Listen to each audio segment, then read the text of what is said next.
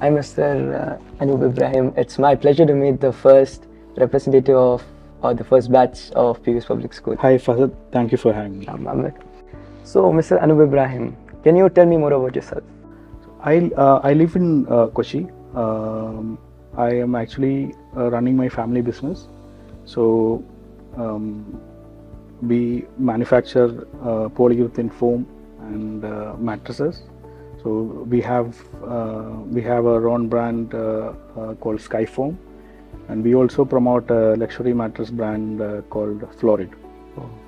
And actually, I am an alumni of PVS. I studied here during 97, 99. I joined here in 11th standard and passed out of 12th in 99.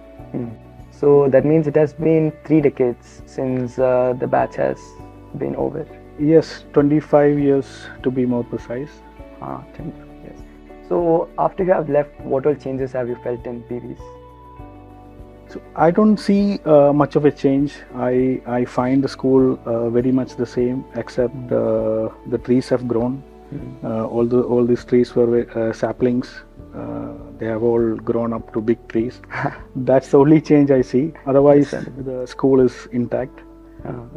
It's as it was 25 years ago. Okay. Are you getting any nostalgic feel after coming to the school? Yes. Of course, I have a lot of memories because all those 2 years we were inside the school. Our 24/7 we were spending inside this campus. So there are a lot of nostalgic memories. Lot. I do understand. So, what would you recall as the best moment after you have been in the school for that many years? So if I said the best moment, I would say in my 2 years of PVS is probably I was the captain of the tug of war team for my house. So I remember it was Topaz. We were wearing the yellow. So we won the tug of war match. I mean, we were the champions. So I was the captain of that team, and probably that is the best moment. In campus. Okay. So, which would you recommend the best hangout place for yourself itself? What is it? I think the galleries around the football ground was the best hangaround place. Best. Oh, okay, makes sense. Mainly the ground, or like you would actually go for the gallery itself? Yes, I would say the galleries. Gallery itself. So it has been in the hostel. You have lived in the hostel. Yes. So what are some of the memories you can recall from the hostel memories that you have?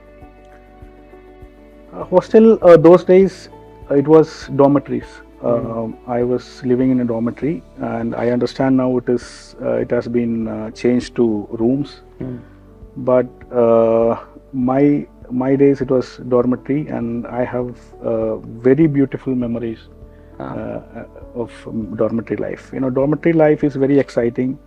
There are the privacy is zero, absolute zero. You can't do anything in private. Everybody got to see what you're doing. But end of the day, there is a charm in that. You're sleeping with your entire class, so you can talk to any one of your friends in the dormitory at any moment of time. So and I should say there was no absolute ownership also on those days, because everything that belonged to me belonged to the entire dorm also. Exactly. So it was a beautiful memory. Remembering those old days. It was an absolute fun. Makes sense. So in your time of at that time, I guess it was on 1997 to 1999, 2 years. Yes. You're in the school. So at that time, were you introverted or were you extroverted to people? I came in as an introvert, I would say. Rather, I would say I was shy. But it took some time for me to adjust, because I came in to a bunch of relative extroverted students, and people from different backgrounds, from different places of the world, with very good exposure. So it took me some time to adjust to that. I was in the initial 6 months, I was homesick. But once I got used to it, then I was also slowly, I also turned into one of them, probably after 6 months. Extroverted. Makes sense. So, if you were again getting a chance to come back to this hostel area and relive those moments, would you agree to that? Sure. So, I would love to do that, if the school allows. So if that was the case, who would you call to join you with it? I think I need my entire batch. That will only complete the because I cannot. Maybe it was due to the dormitory setup. The friendship was very broad and wide. The spectrum was very wide. Yes, we do have had special friends, best friends, but then friendship extended to the entire batch, and also to the juniors as well. Because we were the first batch, so we were the pioneers. We didn't have any seniors, but we had a very special relationship with the juniors also. That's one good thing that I see about the residential school setup. Unlike the normal day schooling setup where seniors tend to bully the juniors, here what I found was seniors are much more accommodative to the juniors. They are caring, they take care of the juniors, they mentor them. So we also had a very good relationship with the juniors, and we still remain in touch with the juniors because we meet them very often. Not very often, but once in a while at least we meet them. We have meetups. So that was again a very wonderful thing about being in a residential school. So, do you think residential school is much better than public schools? What do you prefer? Any day, I would say, because my own personal experience have been very promising. I studied in a day school till 10th.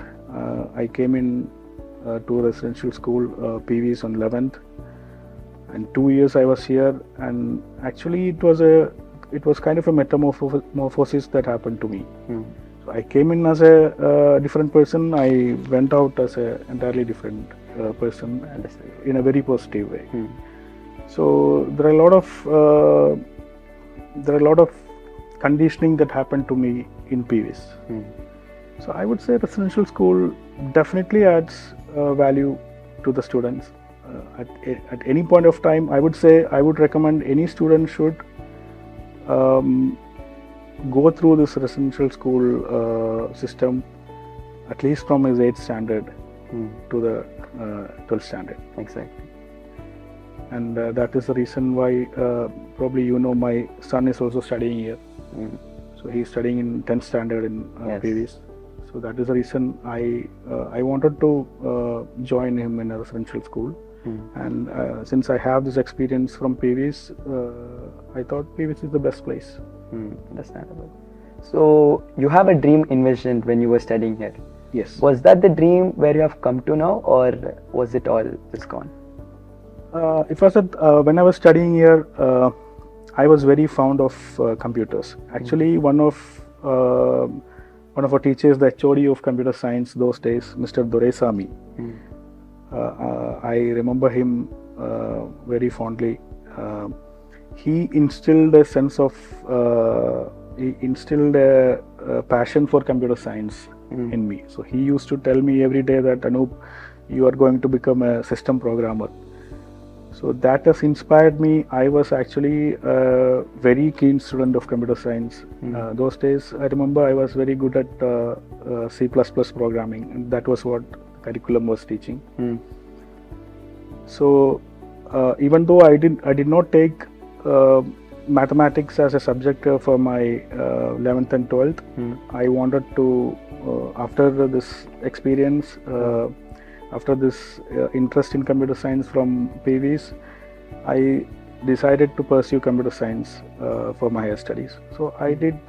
I couldn't join for BTech for the reason that I don't have mathematics. I studied BSc Computer Science. Then I took my PG in Computer Science, and I wanted to become a system programmer, as Mr. Dureswamy was encouraging me to. And all of a sudden, I had to take responsibility of my family business. So that prevented me from pursuing my computer science career. So in 2003, after my graduation, I took a year's break, and I had to involve in my family business. I had to set up my this polyurethane foam manufacturing and mattress manufacturing business. Then I thought I will set up that business and I will continue my computer science dream. And then fortunately or unfortunately, slowly I started liking it. Initially I thought maybe I will pursue my computer science career after handing over the business to one of my brothers. So after 2-3 years, I started slowly liking it, doing what I do. Then after some time, it became a passion for me. So now I have studied to become a computer science engineer, but now I am looking after my family business, manufacturing polyurethane foam and mattresses, entirely different things, but now I really enjoy what I do. Exactly, understandable. So you like computer science at your time of age? Yes. That was your favorite subject? Yes. So if you still get a chance to join like IT college, I mean not IT colleges, like IT profession jobs or something like that, would you still go for it? I still have that passion. If I get a chance, and I think of it very often, if I get a chance to promote a IT business, I think that will be a very, satisfying proposition for me. So I don't know whether I'll be able to work for an IT company anymore, but if I get a chance to start an IT business, something related to what I have studied, yes, I will definitely grab that opportunity. Makes sense. So if I wanted to become something related to IT, would you recommend me, or would you say it's going to be? Definitely. IT is one of the most promising field. It has got a lot of opportunities, especially in India. We have plenty of opportunities and plenty of business in IT. So IT is definitely one area that you should explore. If you're interested in IT, yes, you should definitely explore it. Okay, understandable. Now coming back to the school memories, as you have been in the school for a long time, what did you feel about the mess hall systems and the food eating and your friends coming up? So what was that? Was it like nostalgic for you? Yes, definitely, because two things we can never forget in PVs is, one is early morning wake up calls. They used to play a song. They had 2 or 3 songs. I don't know, the warden somehow select the most irritating songs and they played by 5 a.m. 5 or 5:30, I don't exactly remember. So that was one thing that we will never forget in our life. So nowadays it was there used to be there was a movie called Border in Hindi, Border. So there used to be 2 songs from that movie that was played 365 days back to back. Okay. So nobody can sleep hearing that song. And the mess halls also we used to have this music during our meal time. So that is when students get a chance to play the song of their choice. You remember it is in 97. I'm talking about 97. So those days were very different. Yes. You didn't have social media. You didn't have smartphones. You hardly had cell phones. I think cell phones launched in 96, but it was a niche. It was a rarity. So it was an entirely different world. So music used to be through this old cassette players. So mess hall meal times were one rare occasions where students got a chance to play their song of. Understand. It used to be a big deal for the students. And we used to have meal served on a table. We used to sit on a single table. We used to have students from all the classes, different classes. Tables were based on houses. So students of one house sit together.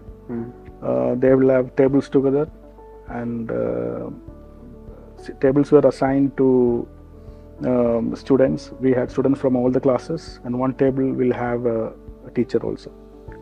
So we that way we used to get chances to interact with our juniors. We had when I was in 12th, we had students from 5th or 6th sitting with me, having meal together throughout the year.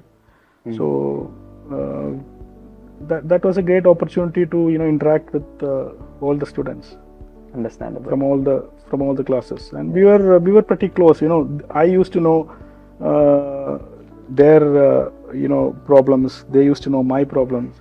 So I used to know when they had exams, which even though he's a student from 6th standard, I used to know that today he's having an exam, and which subject is difficult for him. Okay.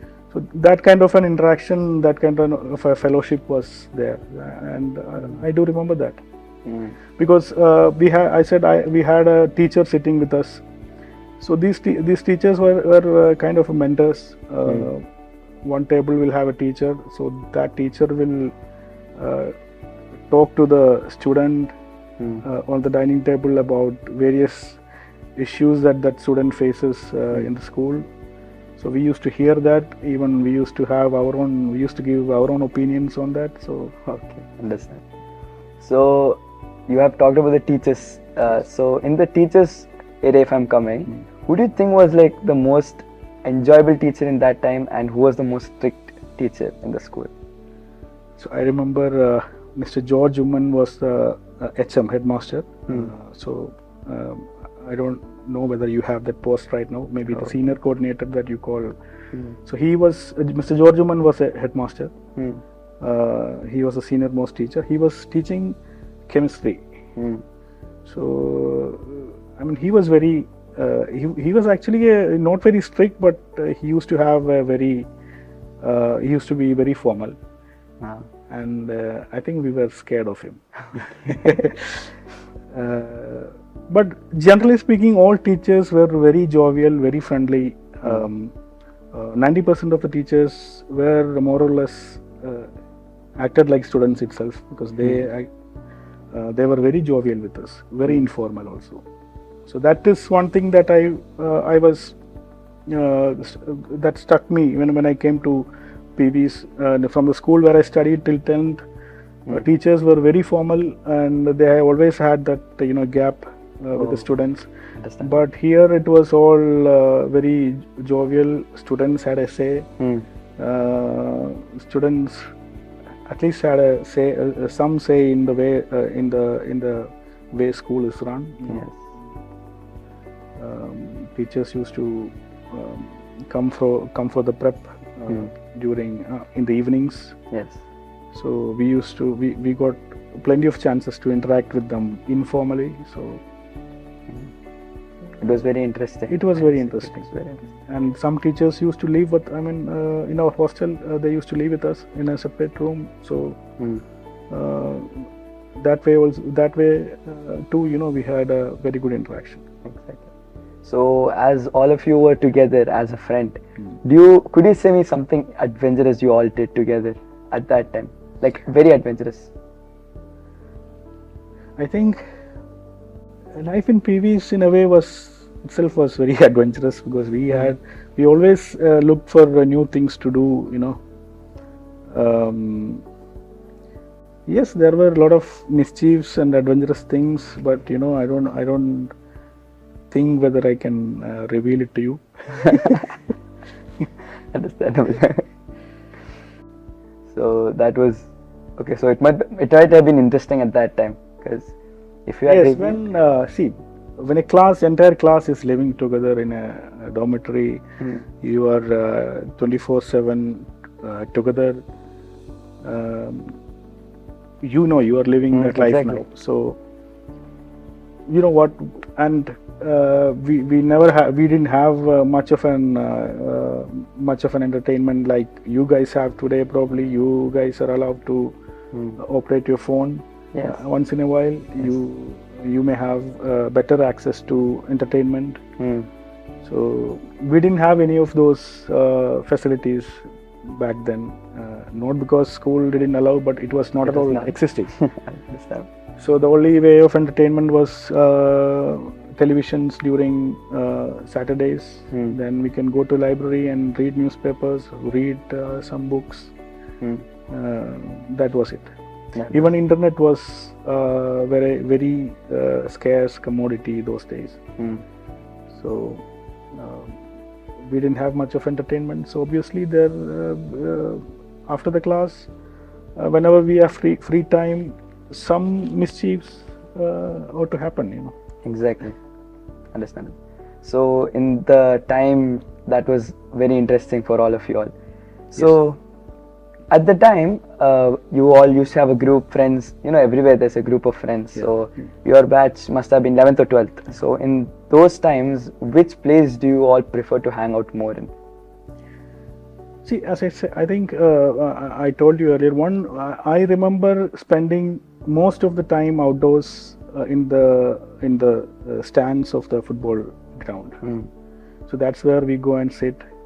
Then we go to spend a lot of time in the swimming pool. So that is one advantage we got as the first batch. Being the first batch, we had some privileges. We enjoyed some privileges. So one privilege was, I remember we were allowed to use the pool whenever we had free time. So we used to spend a lot of time in the swimming pool. Then we spend a lot of time in the football ground and the galleries. Yes, that's where we spend most of your time. So currently you are the CEO of Skyform. Yes. Okay. So after leaving from the school, what all procedure did you go through to reach that placement in that job? See, I was actually after PVs. I took 3 years to complete my graduation. Then, due to some circumstances, I had to take over my family business. We were into we were into manufacturing of chemicals, which was used for gas welding. Okay. Then all of a sudden we had to stop that business due to some environmental issues. Then I had to switch that business over to something else. So that is what we are doing now.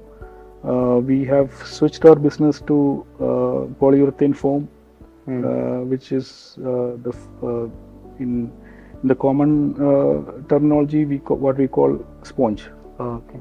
So we started manufacturing sponge in 2003-04. Then I pursued my post-graduation along with the business. So it took 20 years for me to reach where I am. So in that 20 years, there was a lot of trial and error. There was a lot of effort. lot of experimentation, innovation, learning. So I should say I have never stopped learning. Even today I am learning. Even when I am giving an interview to you, I am learning in this process. So I don't think learning never stops. Exactly. So we cannot stop learning at any moment. So yeah, that's it. So as of now, after PVs, after you have left to PVs, how did PVs help you to become like who you are right now? In fact, it was PVs who prepared me for my life.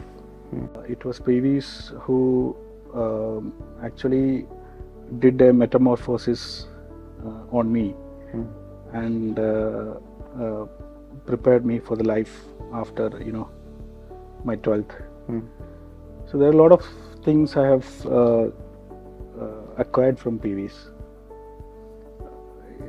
in terms of my academics, my classroom studies, my co-curricular activities, my interpersonal skills,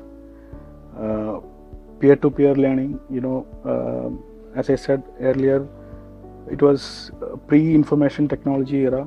Information was not readily available. We were all learning from our peers, our friends. So there were a lot of experience that I gained from my friends in PVs who has come from various parts of the world. Even though they were expats, they were studying in different parts of the world.